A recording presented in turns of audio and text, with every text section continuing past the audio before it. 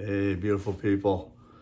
Got another video here, just dialing in, trying to tighten up the explanation, get this thing streamlined for everybody. So let's just get right into it. We got a transition zone where the floods come.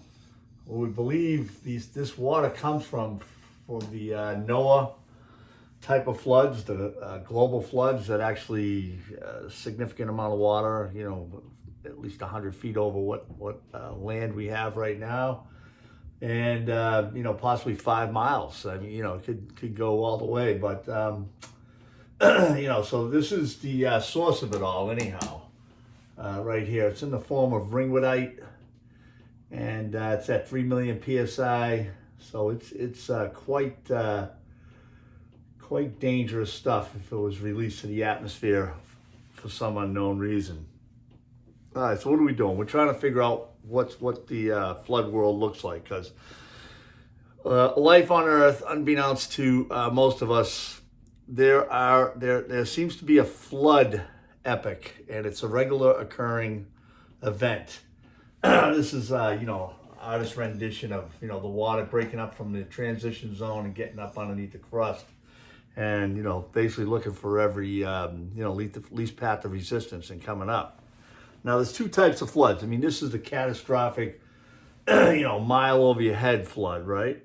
And then there's another type of flood that I'm dialing in on. It's also in the book, and this and because GP1 they put GP1 together, they left us a lot of clues as to what are the worlds or what are the type environments that this planet has besides what we've been experiencing right now, this interglacial period. But anyways, the most important thing is right here, down here, the subterranean chamber.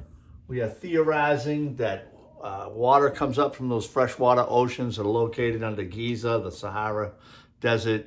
We have freshwater oceans under the Shen Pyramids, home to China, which is eastern China. Then we have there's freshwater oceans under the pyramids of Belize, Central South America, Central America, and I mean, they're all over the world, these freshwater, and they're huge. They're enormous bodies of water. A lot of them are like 30 miles down. Right off the coast of New England, they just discovered a freshwater ocean. It's actually partially under Jersey all the way up to Maine.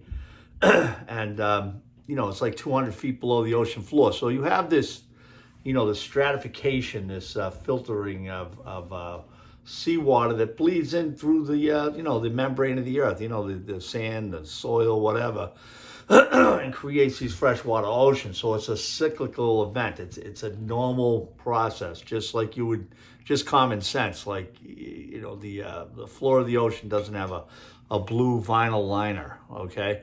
So it's pervious. Water's going to bleed out, bleed sideways, whichever way it wants to go. I mean, the Red Sea is like 3,000 feet deep. You're talking like 3/4 of a mile deep.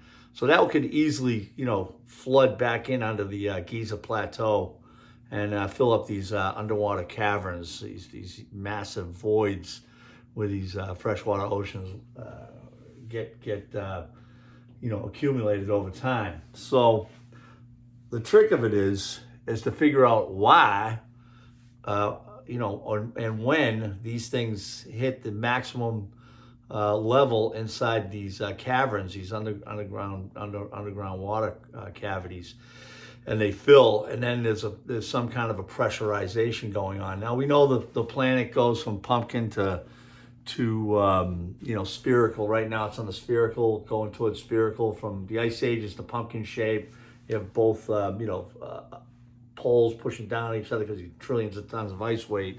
Now everything's melting, so the planet's getting more spherical, and the tectonic plates are coming in, at the equatorial regions. They're coming in, and you have fresh heaves in the all the continents, mountains that they've been rising, last 13,000 years. So that's all part of it, right? So I'm thinking that at this when this you know, when it gets to a certain point that the pressure in these freshwater oceans actually push the water up to the surface or below, say like below the Giza Plateau, and that's when we start seeing water coming out of these geyser vents where all these pyramids are built. Unbeknownst to everybody on the planet, you know, this is a typical another environment on the planet that seems to have escaped the mainstream. But anyways, I'm here to clue everybody in and throw you a little nugget here of knowledge, cardinal knowledge. Anyways, here's the subterranean chamber. Water comes up. Now we're gonna get into the subterranean chamber. That place is severely eroded. The only thing that could rip and form the stones that are down in what's left of them, is erosion, water erosion. So that right there, that's the smoking gun. Massive amount of water going through this thing, and then once it hits the passageway, the descending passageway, it hits the check valve and then shoots out north. Right? These were some kind of sliding check valve device. They got lodged in there, plugged in there. They don't move at all. So at some point, because this place is made to do maintenance, you know, the Type 3 society that put these things together, you know, they had to go in there and do some work once in a while.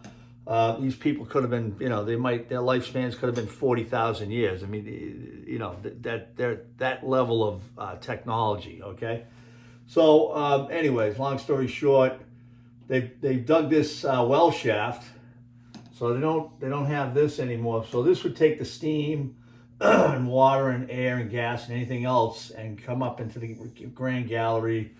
Again, these things are like, you know, they were part of the expansion chambers, you know, the King's Chamber, steam and water expansion chamber. The pyramid, the internal part of the pyramid is not waterproof. It leaks like a sieve, and it's designed to leak like a sieve, right? But slowly, right? So it's the main idea is geyser control, keeping this fresh water from going airbound, you know, a mile into the sky, you know, creating all sorts of, you know, global climate change. It could drive you into an ice age. Not to mention you got 150 pound blocks of ice coming down on your head. So this technology for this particular part of the world was to restrict the discharge, okay, and then send it out sideways and not so much straight up, where if you didn't have a pyramid, it would just go straight up and cause major problems. All right, so here's me in the King's Chamber a couple of years ago. I actually got to, you know, see everything. It's just amazing. So long story short, this is, you know, these things, this well shaft would take up the air and everything and the steam, and then, you know, it would be condensed, and if it got into the King's Chamber, it would go up through the, you know, the relieving chambers and bleed out. Recently, the SCAN project has found a huge void up there. They surmise it's filled with this quartz sand. This quartz sand's around both the King and Queen's Chamber, and the properties of quartz sand is it doesn't mat down, it doesn't you know, plug up and things of that nature, but it allows water to, you know, dissipate, go through it, and then makes its way back outside the pyramid and onto the Giza Plateau. So you know, the Earth's transition zone or global flood. So you got two types of floods, right? We're dealing with here. So you got the freshwater floods, and then you have the Earth's transition zone. This is the check valve at the end of the descending passageway. It just shoots up. It opens from the inside, so you have to have an enormous amount of pressure to open up this 10-ton check valve. So this pyramid was built to withstand amazing pressures coming up from the deep and control the discharge. All right, that's why you need a 6 million ton pyramid to withstand like 100,000 psi, a million gallons a minute, you know, cyclical discharges over, could be, you know, millennia. Who knows how long these flood cycles last. The reason the pyramids are in the Orion configuration, there's actually plumbing mechanics that create this, you know, this design, this alignment. And for the most part, the water comes out. All the check valves that I just showed you are on the north side, and the Nile actually comes up from the east and cuts right across the Giza Plateau before it takes a right and goes north back to the Red Sea. Anyways, so I mean, this is just common sense. There's a lot of like ground penetrating radar. They found a couple of like aqueducts recently. They surmise it might be Cleopatra's tomb and this, that, and the other thing. But the aqueducts, they think they go miles up to the Red Sea. So I think it's part of the drainage system from these huge, massive, water discharge from these freshwater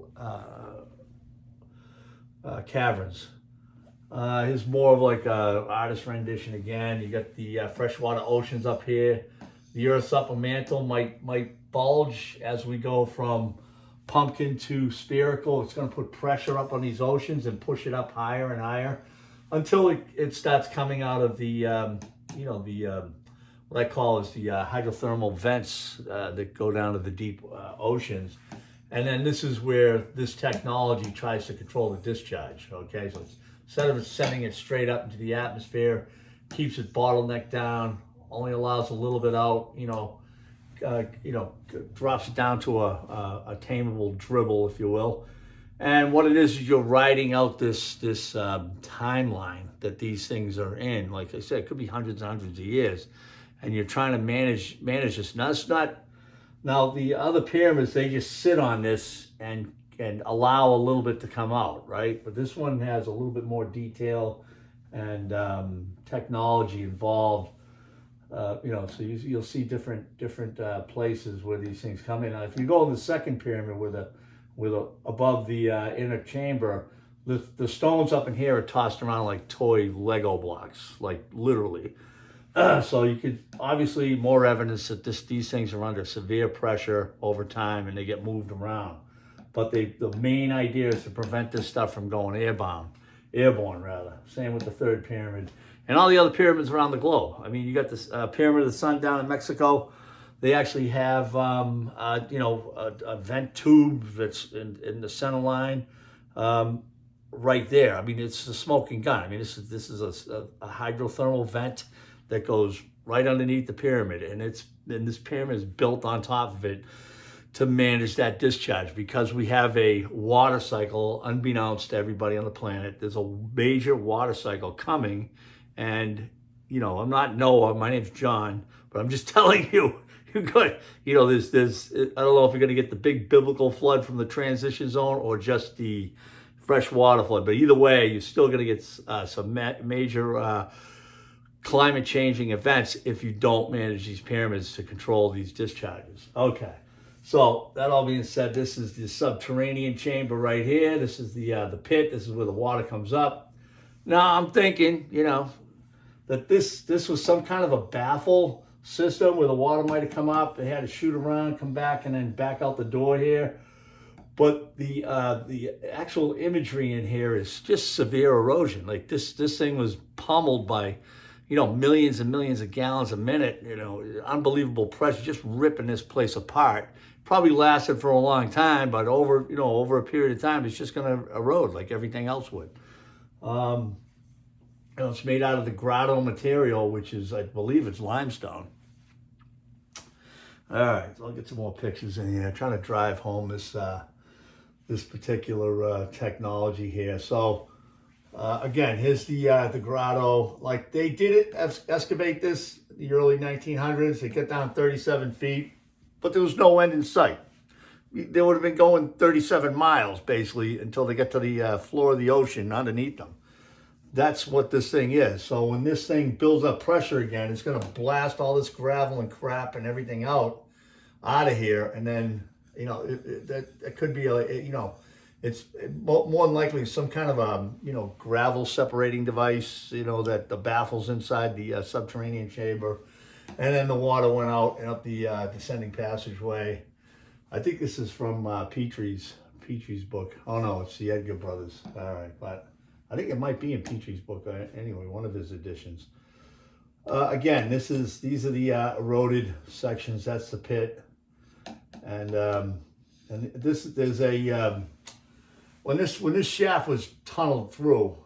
All right, it was just an overshot. Like they just went past it, you know, they just dig past it, just like they burrow holes in tunnels today. They just keep going past, and then you drill down to where you want to, you know, tap into this plumbing cavern of the underground ocean. So anyways, long story short, you know, this is the descending passageway, and that's the well shaft that's not shown right in that picture.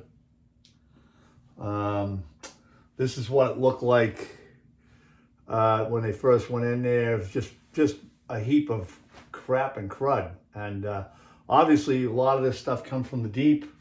It's all erosion. It's just big piles. I mean, it's been cleaned out, and did a nice job cleaning it out. Here's the there's a little gate around the pit right now, so you don't fall into it. And this is, you know, like some of the remaining what I call baffles or directional flows, you know, filters or screening that keeps the you know, boulders and other stuff or debris separated from going into the pyramid, causing more problems, clogging up shafts and things of that nature. So here's the book that's got it all. Just released the 3rd edition. It's in, you know, it's on Amazon. It's like under $5. It's like I'm not taking any money for this. I'm just sending this out. It's like I'm on a mission from God, you know, like the Blues Brothers. And so I'm kind of just putting this thing out for the sake of humanity and anybody that's you know, that's you know, got feelings that something big's going to be going down or something huge is happening up. Besides the nonsense from humanity that we're putting up with on a daily basis, you know, these types of things are happening, you know. And here's my other books. Here's my website. It's kind of beat up. I got to go straighten that out. I had it fixed. It got it's just a hot mess. I got to get back in and do some work. But anyhow, Pyramid Gravity Force, Pyramids and the Great Floods. I got 2 books on pyramids. This one needs to be really updated. But this is a completely different reason for the pyramids. It doesn't negate the first one. There's still a gravitational anomaly connected to those, to the pyramids globally. And let's see, Amazon, There Is Something About the Moon, Lulu Books. That's another book that's available. And so you got, yeah, Lulu Books and Amazon. All right. Peace out, people. Don't forget to share and like, and, you know, send me some comments, what your thoughts are, and we'll get this together, you know, work on this together. See you later.